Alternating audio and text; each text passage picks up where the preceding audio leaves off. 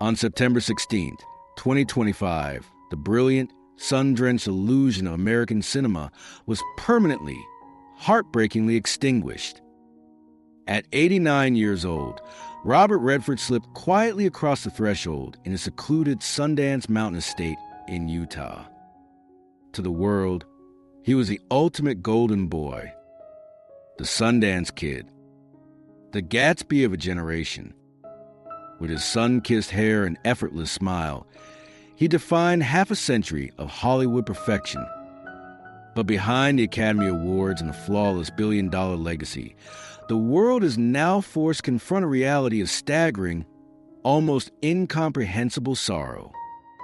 Behind the myth was a fiercely private man who spent his entire existence desperately outrunning the phantom of death. A father who was forced to endure the ultimate, unnatural nightmare, burying his 10-week-old firstborn son in the silent dark, and decades later, standing helplessly by as liver cancer stole the life of his adult boy. How did a desperate runaway who once slept on freezing, pungent cow dung in Europe just to survive the night become the undisputed king of Hollywood? What was the agonizing psychological toll of being worshipped for a perfect face, while secretly drowning in an ocean of grief? And what truly happened in the whispering pines of his Utah sanctuary before the world had to say a sudden goodbye? Before we answer these questions, we must go back to the beginning. To understand a quiet patriarch who just left us, you must first know the paralyzed boy who threw himself off a roof just to feel alive. The illusion of the sun, the paralysis of the flesh, and the scent of survival. There is a magnificent, deeply entrenched optical illusion surrounding the geography of Southern California.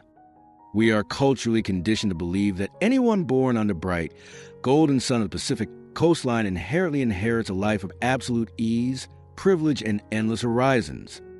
When global audiences first laid eyes on Robert Redford in the 1960s, they looked at his aristocratic jawline, his thick blonde hair, and his quiet, commanding elegance, and they immediately assumed he was a wealthy heir to a sprawling American dynasty. But the glamorous facade of a movie star is often the most brilliant, highly engineered camouflage a broken human being can wear. Charles Robert Redford Jr. was born on August 18, 1936, in Santa Monica, California. He did not arrive into a world of manicured country clubs and tailored suits. He was born into the gritty, financially strained, and heavily disciplined reality of a working-class family attempting to find its footing in the long, dark shadow of the Great Depression. His father was a milkman who eventually secured a grueling, monotonous job as an accountant for Standard Oil. In the Redford household, imagination was not celebrated. It was viewed as a dangerous, frivolous distraction from the brutal, physical labor of simply putting bread on the table. For young Robert, growing up in the 1940s meant navigating a profound, suffocating emotional silence.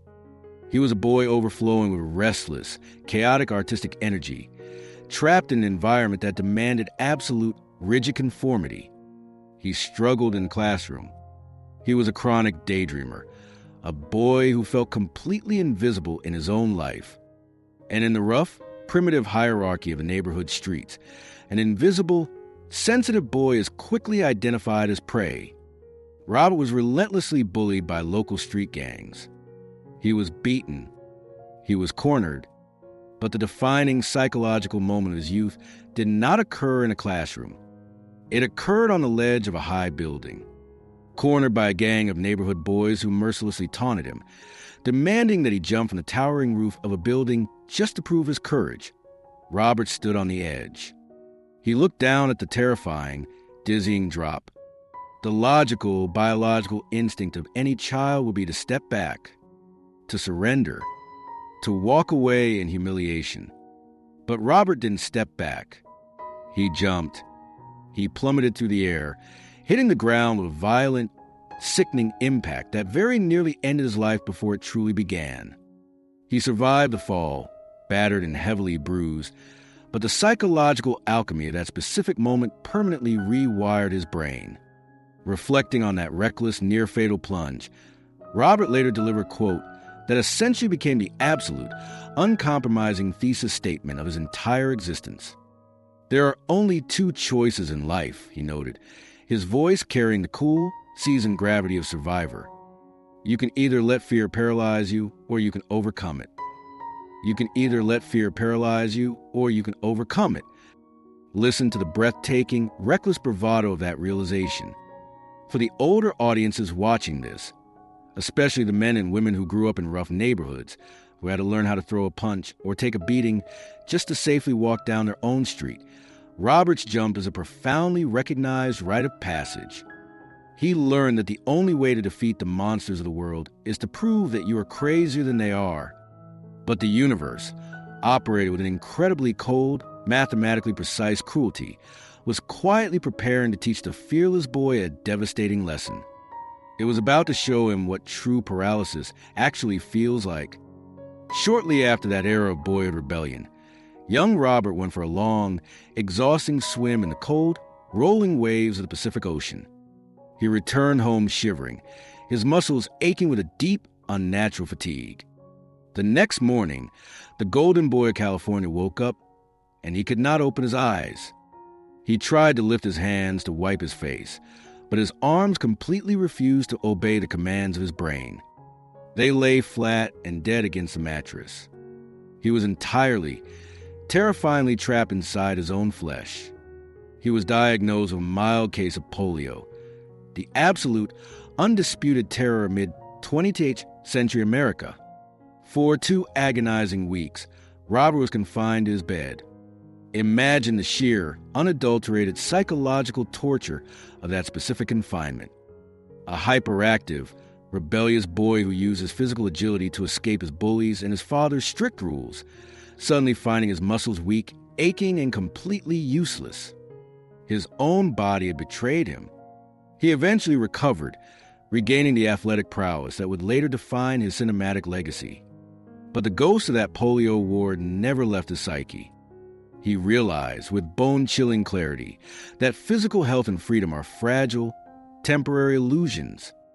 If you stop moving, the universe will freeze you in place.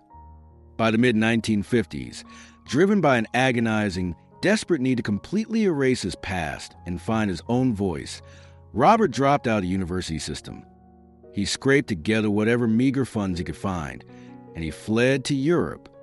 He did not travel to Paris and Florence as a wealthy, romantic tourist. He traveled as a starving, desperate vagabond. He spent months hitchhiking across France and Italy, surviving on the absolute, razor-thin edge of human endurance. He carried a sketchbook, painting on the cobblestone streets, desperately trying to sell his artwork to indifferent passers-by just to earn enough coins for a crust of bread and a train fare. The glamorous Hollywood icon we know today once spent his nights walking the freezing, unforgiving streets of Europe, desperately searching for a place to hide from the biting cold. During one particularly brutal, freezing night, completely destitute and unable to afford even the cheapest hostel, the future billionaire was forced to make a decision of absolute, humiliating desperation. He stumbled upon a farm, found a massive, steaming pile of damp cow dung, and he laid down on top of it. He buried himself in the manure. The acrid, stinging stench of the decaying waste filled his lungs. The moisture seeped into his ragged clothes. But the heat radiating from the rotting manure was the only thing standing between him and fatal hypothermia. The Sundance Kid, the Great Gatsby, the man whose face would eventually sell billions of dollars in movie tickets, curled up and shivering in a pile of feces just to survive until the morning sun.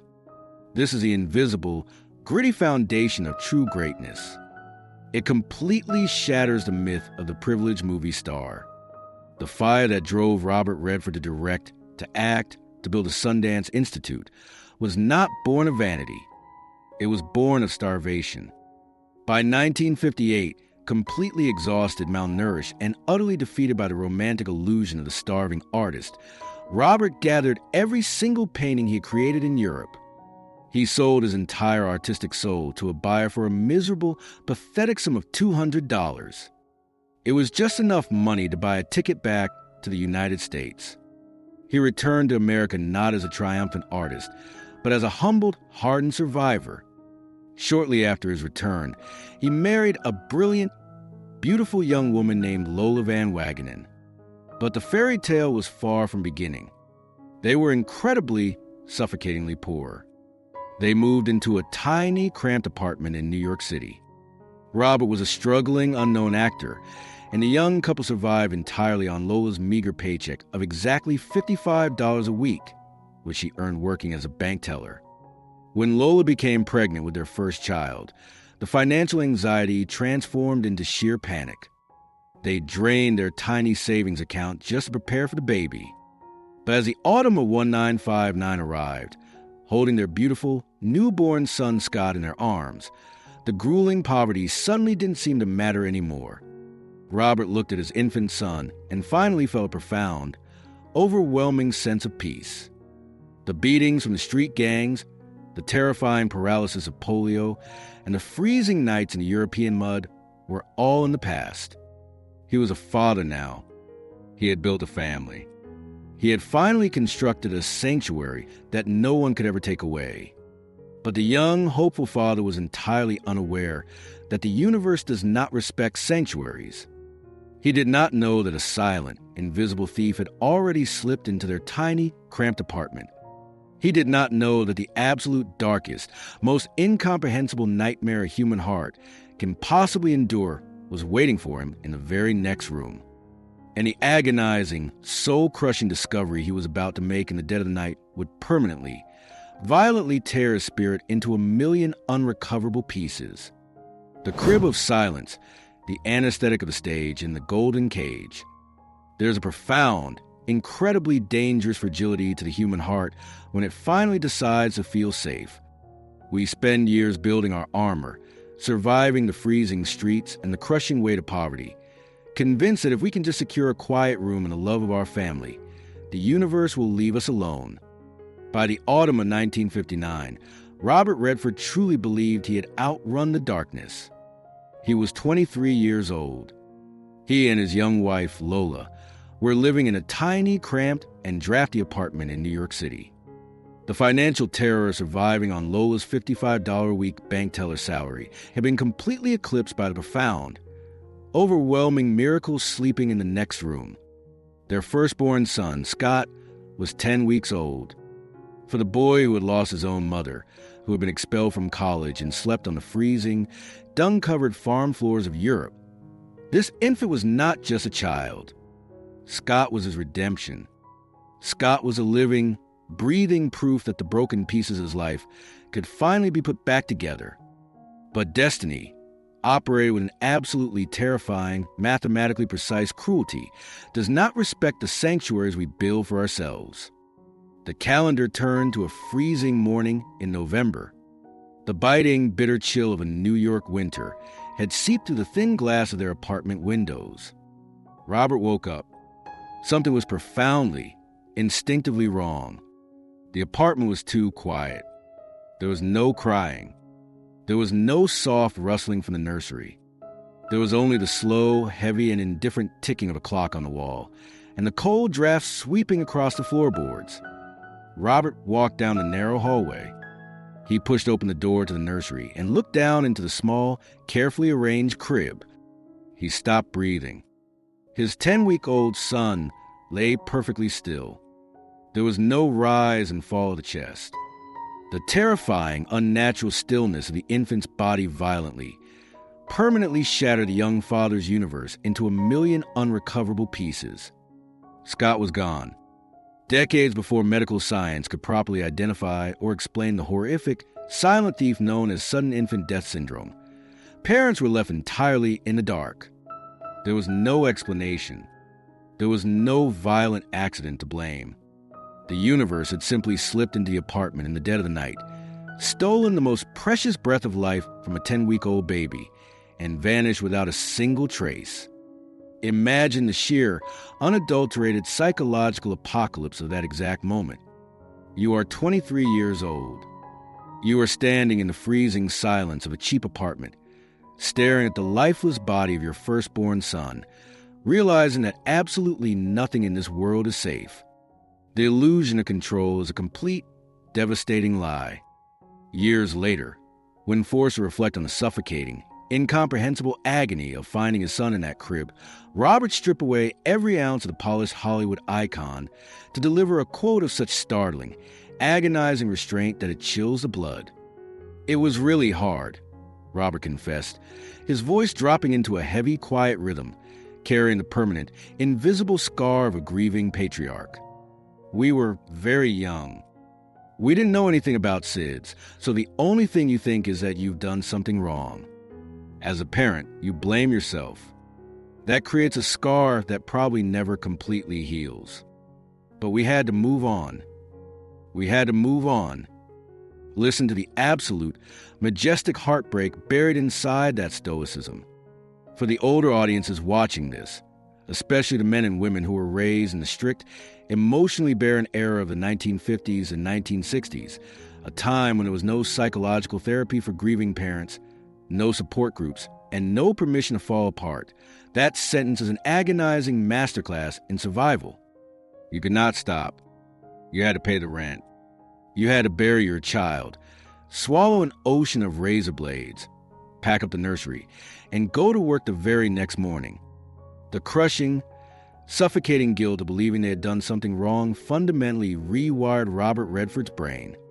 The boy who had been paralyzed by polio, who had lost his mother at 18, was now a father who had failed to protect his own son. The psychological toll was an absolute, crushing avalanche of despair. But a man cannot simply sit in a room with a ghost and survive. He desperately needs an anesthetic. Robert did not turn to the bottom of a vodka bottle. He did not return to the reckless, destructive behavior of his college years. Instead, he channeled the blinding, agonizing roar of his grief into the only place on earth where he could control the outcome. He threw his entirely shattered soul into the theater. Acting was no longer just a job to pay the rent. It was an absolute medical necessity. When he stepped onto a brightly lit stage in New York, he didn't have to be Robert Redford, the grieving father with an empty crib. He could be someone else. He could memorize a script where he knew exactly how the story ended. The stage was the only environment in the universe that offered him absolute, predictable safety. Throughout the early 1960s, he worked with a manic, obsessive, and almost terrifying intensity. He took roles on television. He conquered Broadway in Neil Simon's Barefoot in the Park. He was relentlessly, aggressively outrunning his own shadows. And the Hollywood machinery, completely blind to the agonizing internal hemorrhage of his soul, looked at the incredibly handsome, intensely focused young actor and saw pure, unadulterated commercial gold. In 1969, the universe officially handed the grieving father the keys to the global kingdom. He was cast alongside the legendary Paul Newman in the monumental, era-defining Western masterpiece, Butch Cassidy and the Sundance Kid. When the film exploded into theaters, it didn't just break box office records. It completely hijacked the cultural zeitgeist of the 20th century.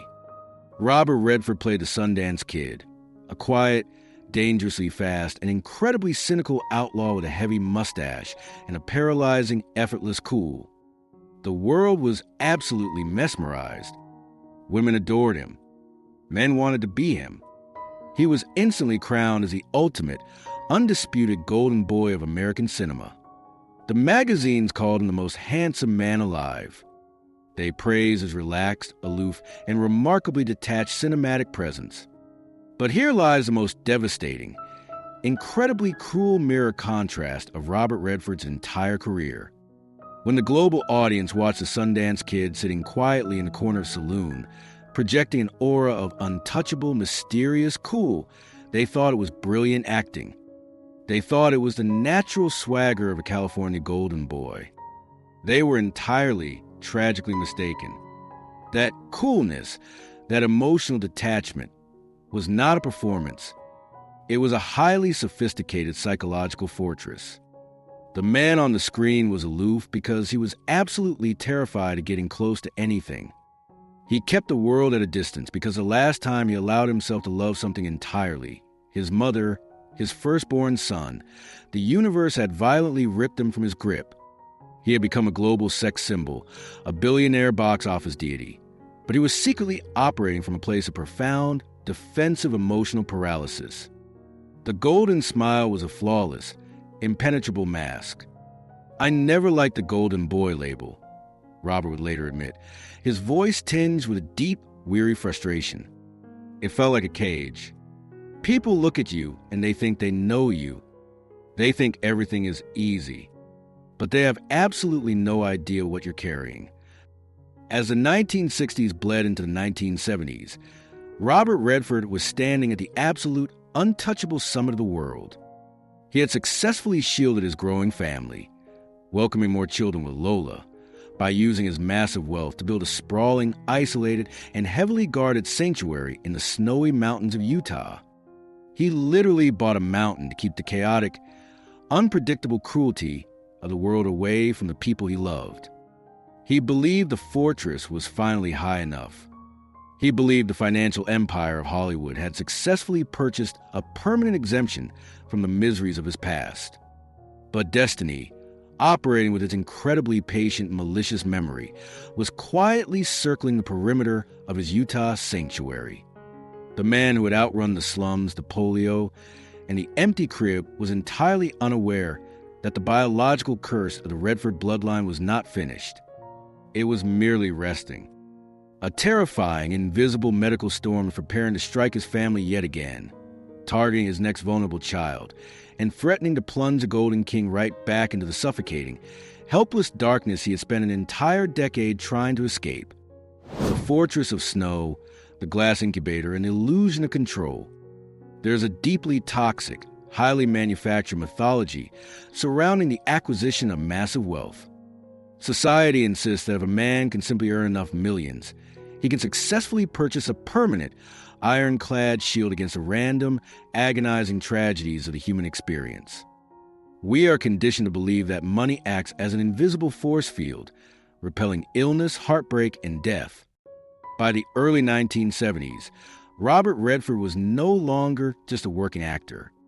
He was an absolute, undisputed global deity. Following the seismic, culture-altering successes of Butch Cassidy and the Sundance Kid, The Sting, and The Way We Were, he had ascended to the very highest, most untouchable pinnacle of the Hollywood pantheon.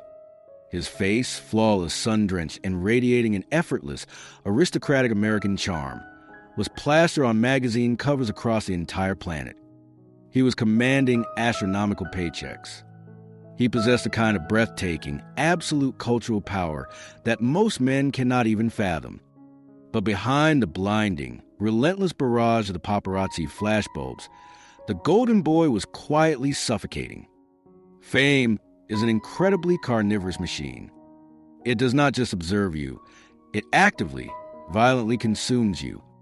For a man who had already survived the terrifying physical confinement of childhood polio, and who carried the devastating, unhealed psychological scar burying his 10-week-old son in the frozen earth, the chaotic, invasive glare of Los Angeles felt entirely unbearable. He felt hunted.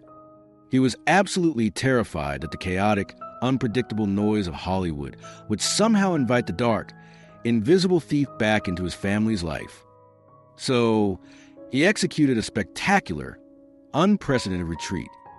He took his massive cinema fortune, turned his back on the glamorous mansions of Beverly Hills, and fled to the remote, freezing, and wildly isolated wilderness of the Wasatch Mountains in Utah. He purchased thousands of acres of rugged, untouched land. He called it Sundance.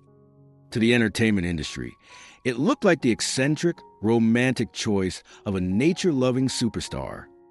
But strip away the Hollywood narrative and look directly at the raw, bleeding psychology of the father. He was not buying a vacation home. He was building an impenetrable mountainous fortress. He was subconsciously attempting to construct a physical wall of timber, rock, and deep winter snow thick enough to keep the grim reaper permanently locked outside. He wanted absolute control. But destiny, operating with an incredibly cold, mathematically precise cruelty, does not respect the geographical fortresses we build for ourselves. Destiny already knows the address. just as Robert and his deeply devoted wife Lola believed they had finally secured a safe, beautiful sanctuary to raise their growing family. The universe launched a second, utterly terrifying medical strike. Their son, David James, was born 7 weeks premature. For the audiences watching this, especially the mothers and fathers who have ever been violently jolted awake by a midnight phone call, who have stood outside the sterile, terrifyingly bright doors of a neonatal intensive care unit, silently bargaining with a God they haven't spoken to in years, the sheer, visceral horror of this moment is profoundly, agonizingly understood. Jamie was diagnosed with hyaline membrane disease, a severe, often fatal respiratory condition where the infant's underdeveloped lungs aggressively struggled to absorb oxygen. The doctors gave the tiny, fragile boy a mere 50% chance of surviving the night. Imagine the incredibly tragic, devastating mirror contrast of Robert Redford's existence in that exact moment. By day, he was the untouchable, golden god of American cinema. He played men of supreme confidence who could effortlessly outsmart entire syndicates and ride triumphantly into the sunset. He possessed hundreds of millions of dollars. He owned a literal mountain in Utah. But standing in that freezing hospital corridor, smelling the sharp, metallic scent of iodine and antiseptic, staring through the thick glass of a humming incubator at his tiny, struggling son, the billionaire superstar was completely, fundamentally powerless. He could not bribe the respiratory disease with a movie contract. He could not command his son's lungs to function. The man who directed thousands of crew members on a movie set was entirely reduced to a weeping, helpless mortal, absolutely paralyzed by the terrifying realization that history was violently repeating itself. "The hardest thing in the world is when your children are problems," Robert later confessed, stripping away decades of stoic, leading man armor to reveal the exhausted, heavily scarred heart of a patriarch. "There have been so many hits on our family that no one knows about. You think you're protecting them, but you are never truly in control. There have been so many hits on our family that no one knows about." Listen to the absolute, majestic sorrow buried inside that admission. He stood by that glass box for agonizing, sleepless weeks. Miraculously, Jamie survived the initial crisis. The boy fought for his breath and eventually stabilized, though the heavy, dark shadow of severe health issues would quietly, tragically follow him for the rest of his adult life. But the relentless, invisible barrage on the Redford family was not finished. Years later, the universe struck yet again. His teenage daughter, Shauna, was involved in a catastrophic, horrifying car crash. The vehicle plunged into a river and she was nearly killed.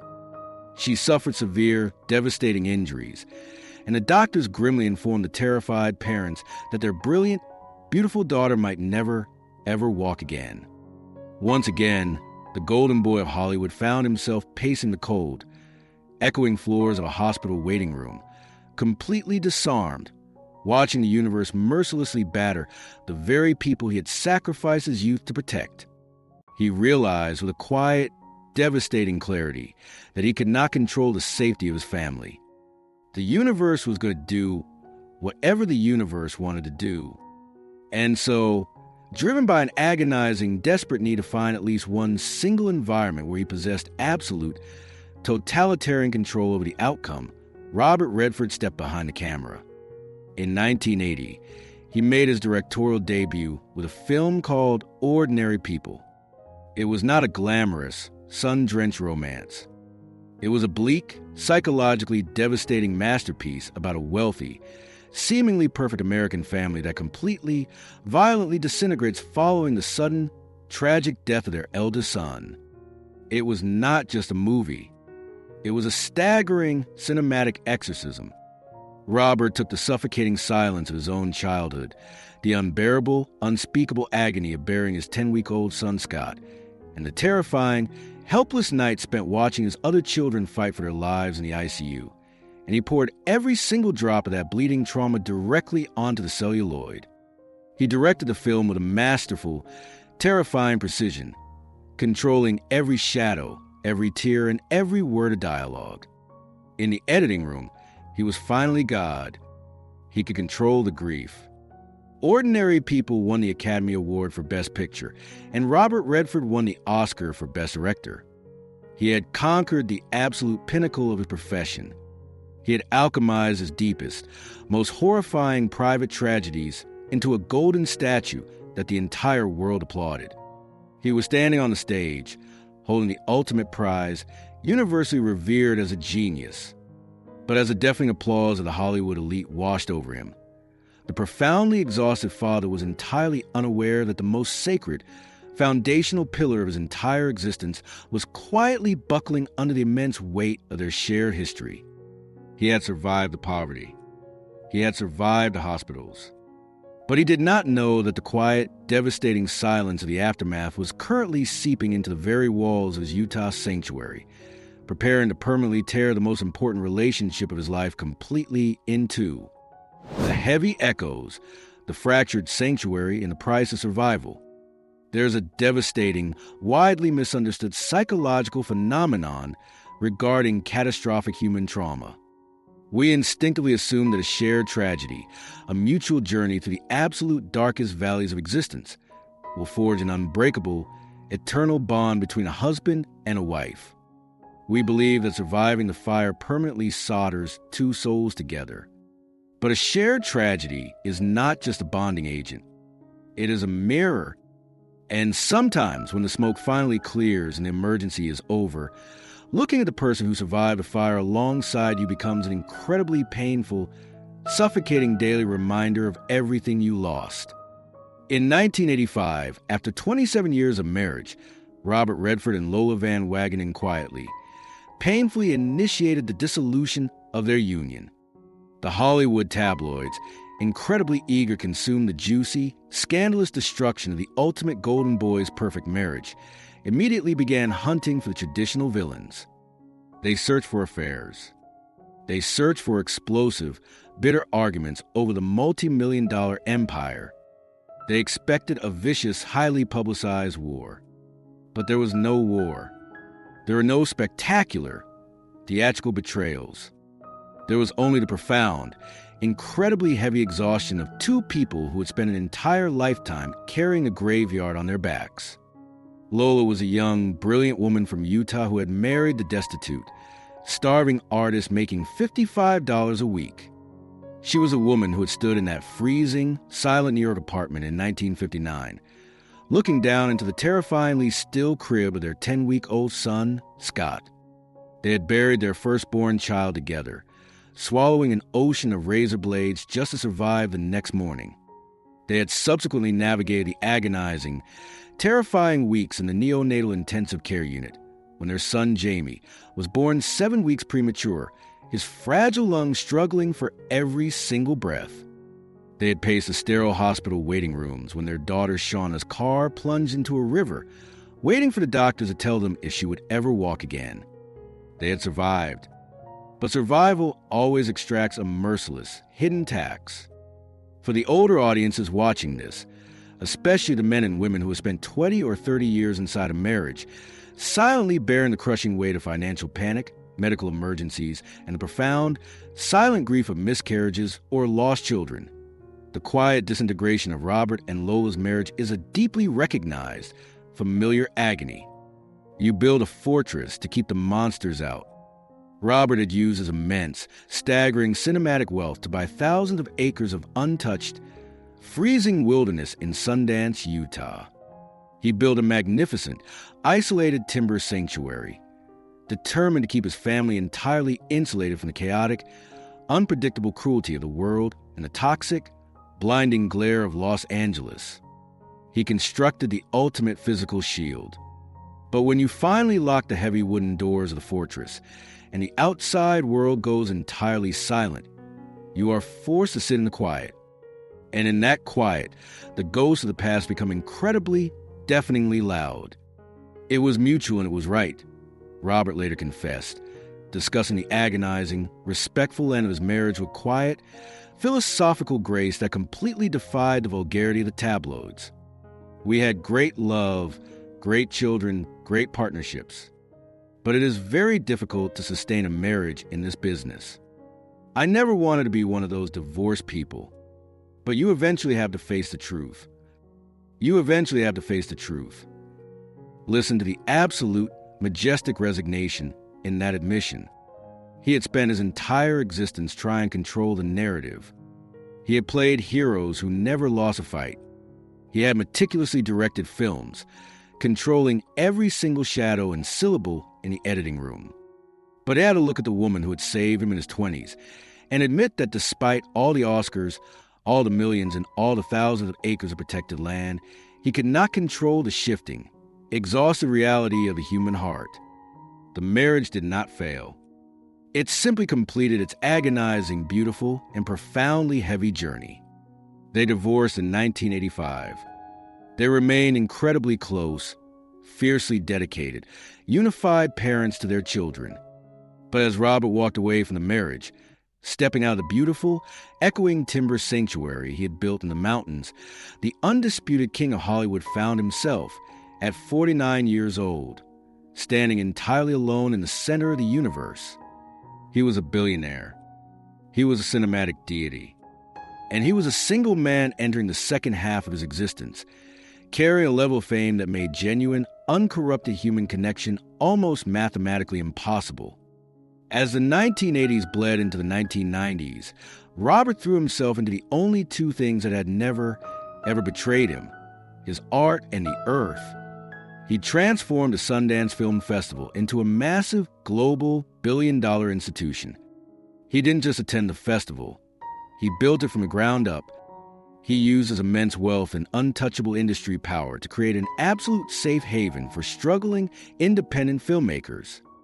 Think about the sheer, breathtaking psychology behind the creation of Sundance. Why did the golden boy of the mainstream studio system dedicate his life to helping unknown, broke kids make small, weird movies? Because he remembered the freezing, damp streets of Florence. He remembered sleeping on cow dung to survive the night. He looked at the desperate, hungry young directors arriving in Utah, and he saw his own terrified 19-year-old ghost. He was building the exact sanctuary for them that he had desperately needed when he was starving in Europe. He was using his vast empire to perform a magnificent, global act of artistic philanthropy. He directed more masterpieces, including A River Runs Through It and Quiz Show. He acted in Indecent Proposal and The Horse Whisperer, projecting a deeply weathered, mature, and incredibly soulful gravity that only a man who has buried his child and his marriage can possibly possess. By the dawn of the 21st century, Robert Redford had achieved a level of cultural immortality that transcended the concept of a movie star. He was an environmentalist. He was a champion of the arts. He was a stoic, dignified elder statesman who had successfully navigated the brutal, shallow waters of fame without surrendering his soul. He had met a brilliant, fiercely intelligent German painter named Sibylle Sagers in the late 1990s, and they had quietly, slowly built a beautiful, deeply grounded partnership, eventually marrying in 2009. He was in his 70s now. The terrifying, chaotic storms of his youth, the polio, the poverty, the explosive fame, and the agonizing divorces, were firmly, safely in the rear-view mirror. He was surrounded by his adult children, his grandchildren, and the quiet, majestic snows of his Utah mountain. He believed, with absolute, reasonable certainty, that the universe had finally, permanently closed a ledger on his suffering. He believed he had paid the ultimate price for his brilliance. But the universe, operating with a cold, terrifying, and utterly unpredictable malice, was merely resting. The invisible thief that had visited that freezing New York apartment in 1959, stealing his 10-week-old son in the dead of the night, was quietly, maliciously preparing to return to the Redford family. As Robert Redford navigated the supposed peace of his twilight years, leaning into the profound comfort of his late 80s, the ultimate, unsurvivable nightmare was gathering on the horizon. The Golden King was about to be forced into the absolute darkest, most agonizing arena of human existence. And the man who had built an entire cinematic empire on overcoming fear was about to face a tragedy so immense, so completely annihilating, that would force the entire world to weep for the father behind the legend. The second strike, the invisible thief, and the unbearable echo. There is a comforting, deeply ingrained psychological myth that human beings desperately use to survive the chaotic, terrifying unpredictability of the universe. We desperately need to believe that human suffering operates on a strict mathematical quota system. We tell ourselves that lightning never strikes the exact same place twice. We believe that if a man has already walked through the absolute blazing fires of hell, paid his heavy dues to sorrow, and painstakingly rebuilt his shattered world from the ashes, the heavens will finally look down, nod in respect, and grant him a permanent, lifelong exemption from any future tragedy. By the late 2010s, Robert Redford had every conceivable right to believe that his agonizing debt to the universe was completely, permanently paid in full. He was in his 80s. He had survived the freezing, traumatic abandonment of his mother's sudden death when he was just 18. He had survived the grueling, humiliating starvation on the streets of Europe. He had survived the agonizing, catastrophic loss of his firstborn son, Scott, in 1959, carrying that microscopic coffin to the absolute darkest, most terrifying winter of his life. And he had miraculously, beautifully built an enduring cinematic and environmental empire, surrounding himself with his adult children and a profound, quiet salvation in his second wife, Sibylle. He had successfully defended his sanctuary. He was a remarkably wealthy, globally respected elder statesman of cinema. The brutal storms of his youth were supposed to be completely over. But destiny, operating with a cold, mathematically precise, and utterly terrifying cruelty, does not keep a ledger of fairness. Destiny does not care how much a man has already suffered, and it absolutely does not care how much money he has in the bank. In 2019, the flawless, golden sky over Robert Redford's life suddenly went completely, horrifyingly pitch black. The invisible thief that had destroyed his universe 60 years prior quietly, maliciously returned to finish its work. His son, James Jamie Redford, was diagnosed with a highly aggressive, incredibly ruthless form of bile duct cancer. To fully comprehend the sheer, unadulterated psychological apocalypse of that exact diagnosis, you must strip away the glamorous illusion of the movie star, silence the applause of the Academy Awards, and look purely at the bleeding reality of the father. Jamie was not just a son. He was a living, breathing, magnificent miracle who had survived the harrowing respiratory crisis of his premature birth in 1962. He was a child Robert and Lola had paced the sterile hospital corridors for, praying for every single breath. Jamie had grown into a brilliant, fiercely compassionate documentary filmmaker and environmental activist. He had inherited his father's profound love for the earth and his quiet, unpretentious dedication to storytelling. He was a devoted husband and a loving father to his own children. He was 58 years old, and he was now facing an insidious, ruthless cellular betrayal that no amount of wealth or privilege could possibly negotiate with. Imagine the incredibly visceral, suffocating horror of that realization. When the doctors delivered the news, it was not just a medical diagnosis. It was a violent disruption of time itself. For a man who had spent 6 decades desperately trying to outrun the ghosts of a tiny, silent nursery in New York City, being forced to walk back into the sterile, fluorescent-lit oncology wards, listening to the clinical terminology from the doctors, and smelling the antiseptic hospital air, is a form of psychological torture that defies all human language. It was a devastating, unbearable echo. In the films that made him a billionaire, Robert Redford played a man who could expose global conspiracies, outsmart the CIA, and command the attention of the entire world with a single, knowing smile. He had accumulated the kind of immense, staggering wealth that could buy thousands of acres of mountains, fund entire film festivals, and shape the cultural direction of a nation. He was the ultimate, undisputed architect of his own universe. But as he sat in the freezing, highly sanitized hospital room, holding the fragile, fading hand of his 58-year-old son, the cinematic god was reduced to an entirely powerless, weeping mortal. You cannot bribe a malignant tumor with a multi-million-dollar movie contract. You cannot direct a genetic mutation to yell cut. All the wealth, the global fame, and the worldwide adoration he had accumulated over a lifetime were rendered absolutely, completely useless in the face of biology. He would have gladly traded every single dollar, every box office record, and his entire Sundance empire just to buy his son one more healthy breath. But he was just an 84-year-old father, begging the universe to take his life instead of his child's, and listening to the universe respond with absolute, deafening silence. For agonizing months, Jamie fought the disease with a fierce, breathtaking bravery that mirrored the quiet, stoic endurance of his father.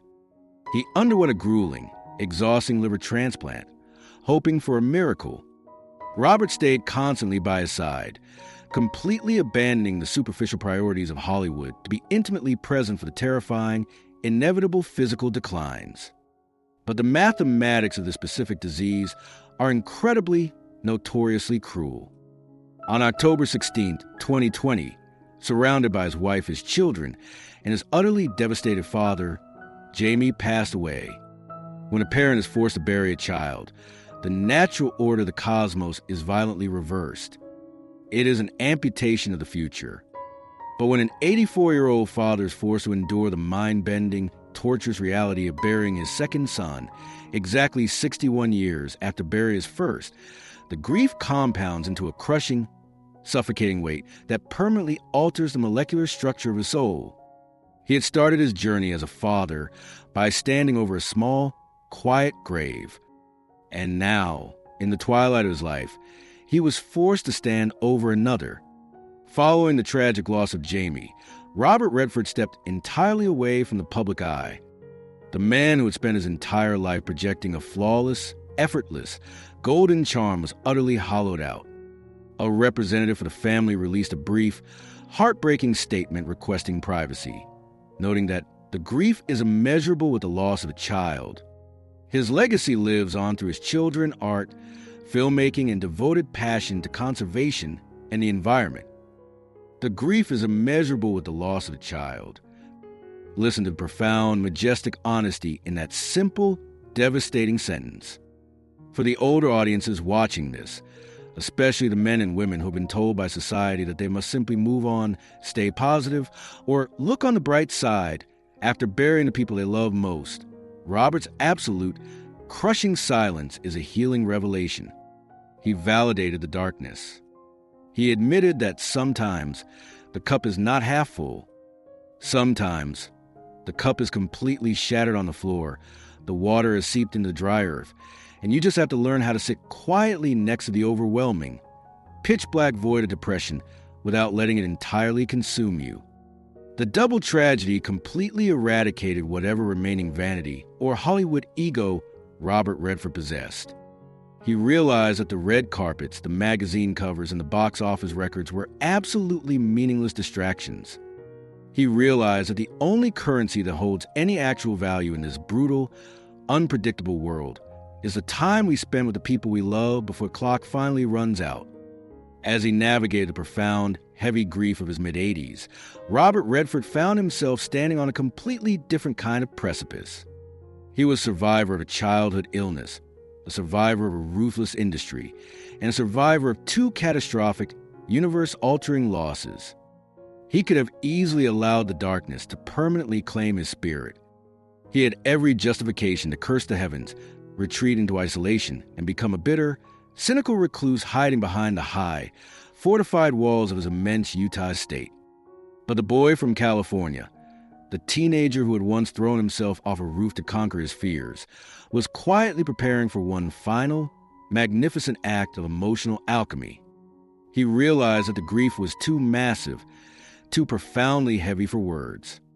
The ultimate survivor was about to step away from the deafening noise of the world, embarking on a quiet, beautiful journey into the shadows of his own sanctuary, preparing to face the final, inevitable fade to black with an absolute, breathtaking grace. The final escape, the whispering pines, and the ultimate sanctuary. There's a profound, incredibly stubborn expectation that society places upon its mythological figures. We demand that our cinematic gods fight the dying of the light, with spectacular, highly publicized fury. We want them to rage against the winter. Hollywood expect a grand theatrical exit, a final red carpet, a dramatic farewell tour, a desperate attempt to squeeze one last drop of golden applause from the adoring world. But Robert Redford despised the artificial noise of Hollywood.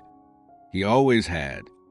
As the calendar slowly, inevitably turned toward the autumn of 2025, the golden boy of American cinema was 89 years old. He had officially, quietly retired from acting years prior, tipping his hat one last time in the gentle, elegiac film The Old Man and the Gun. He had gracefully handed over the sprawling, billion-dollar reins of his beloved Sundance Institute. He stripped away every single remaining layer of his public armor. He retreated entirely to the magnificent, deeply isolated mountain estate he had built decades ago in the rugged, breathtaking wilderness of Utah. To look at him in those final, quiet months was to witness the magnificent, undeniable reality of a man who had completely emptied the tank. The legendary, sun-kissed face that had commanded billions of dollars at the box office was mapped with the deep, beautiful, heavy ravines of nearly 9 decades of extreme survival. The athletic frame that had famously performed its own stunts, riding horses and skiing down treacherous slopes, had grown incredibly frail. He was tired, but it was not the bitter, resentful exhaustion of a man who feels cheated by the universe. It was the deep, profound, and profoundly earned fatigue of a patriarch who had carried an unimaginable weight for an entire lifetime and was finally, beautifully ready to set the burden down. Think about the incredible, poetic symmetry of his geographical choice. He was born in Santa Monica, mere footsteps in the loud, crashing waves of the Pacific Ocean and the blinding, superficial glare of Los Angeles. But he chose to spend his final chapters hidden deep within the silent, immovable architecture of the Wasatch Mountains. He traded the illusion of the California sun for the cold, honest, and absolute truth of the alpine timber. Sundance was never just a piece of real estate. It was his ultimate, physical defense against the chaos of the universe. It was a fortress he built to protect his children after the agonizing, unexplainable death of his firstborn son, Scott.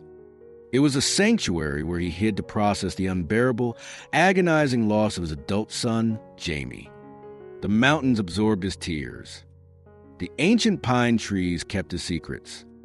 And on the crisp, quiet morning of September 16th, 2025, the mountains gently opened their arms to welcome him permanently into the earth. There was no sudden, violent tragedy. There was no screaming ambulance, no flashing red sirens piercing the dark, and no sterile, fluorescent-lit hospital room smelling of antiseptic and fear. The universe, which had been so incredibly, mathematically cruel to Robert Redford's family throughout his existence, finally decided to grant the aging king an act of absolute, majestic mercy. He was in his own bed. He was entirely surrounded by the soft, familiar comfort of his own home.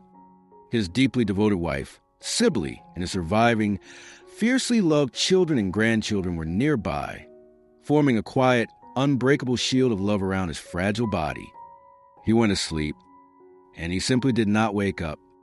He crossed the threshold in absolute, uninterrupted peace. He passed away peacefully at his home in Utah, surrounded by family. His publicist confirmed in a brief, dignified statement that completely respected the fierce privacy of the man it honored. He passed away peacefully. Listen to the absolute, staggering psychological triumph hidden inside those 4 simple words. For the older audiences watching this, especially the men and women who have spent decades fighting the terrifying, chaotic unpredictability of disease, who have prayed for nothing more than a quiet, dignified exit for themselves and the people they love, Robert's departure is the ultimate, incredibly rare masterpiece of a human ending. To fully comprehend the sheer, breathtaking magnitude of this peaceful exit, you must go all the way back to the very first chapter of his story. Remember the hyperactive, restless 11-year-old boy in California who contracted polio. Remember the absolute, suffocating terror he felt when he woke up, completely paralyzed, unable to open his eyes or move his arms. He had spent the next 80 years of his life frantically, aggressively proving that he was not paralyzed. He jumped off roofs. He slept on freezing cow dung in Europe. He directed Oscar-winning films. He built a global empire. He spent 8 decades running as fast as humanly possible to prove that his body belonged to him. But on the morning of September 16th, 2025, the 89-year-old man did not need to run anymore. The terrified boy with polio was finally allowed to close his eyes and rest. When the news of his passing swept across the globe, the entertainment industry paused to mourn the loss of a cinematic deity. They broadcasted montages of his dazzling smile in The Great Gatsby, his cynical, effortless cool in Butch Cassidy, and profound journalistic integrity in All the President's Men. They hailed him as a champion of independent cinema. But the true, enduring legacy of Robert Redford is not printed on a movie poster. It is not locked inside an Academy Award display case. His true legacy is a profound, staggering masterclass in human endurance. He proved that a man can be universally worshipped for his physical perfection, yet still possess an incredibly deep, bruised, and highly intelligent soul. He showed the world that you can endure the absolute, chest-crushing agony of burying 2 of your own children, and instead of turning your heart into a bitter, resentful stone, you can use your wealth and your power to build a sanctuary, a Sundance, where thousands of other artists can find their voices. He took the unbearable, suffocating silence of his strict childhood, and he transformed it into a global platform for storytelling. The cameras have permanently stopped rolling. The golden boy of American cinema has finally faded into the twilight.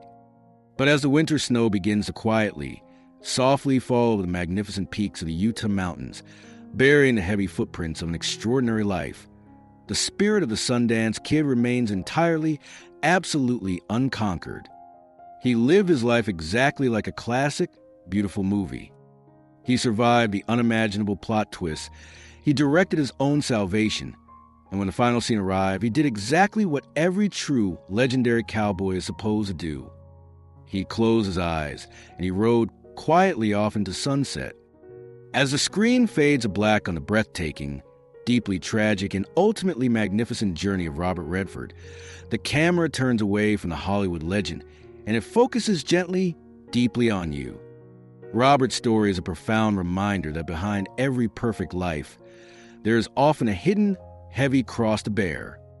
He taught us that true strength is not about avoiding grief, but about taking the shattered pieces of your heart and building a sanctuary for others. He survived the unimaginable, yet he left this world in absolute, dignified peace. What about you? When life handed you an unbearable loss, where did you build your sanctuary? Who or what gave you the courage to keep breathing when the world felt entirely dark? Please, take a moment to honor the resilience of your own life by sharing your stories of survival, your quiet sanctuaries, and your hard-earned wisdom in the comments below. Your journey of overcoming the odds might be exactly the spark of hope someone else desperately needs to read today. If this deep, unfiltered look into the beautiful, scarred soul of Robert Redford moved you, please leave a like on this video. Share it with someone who appreciates the quiet dignity of a true, old-school legend. And subscribe to our channel, because we are committed to telling the profound, human stories behind the icons we thought we knew. Thank you, deeply and truly, for your time. Remember to cherish the people you love, build your own sanctuary, and until next time, keep moving forward.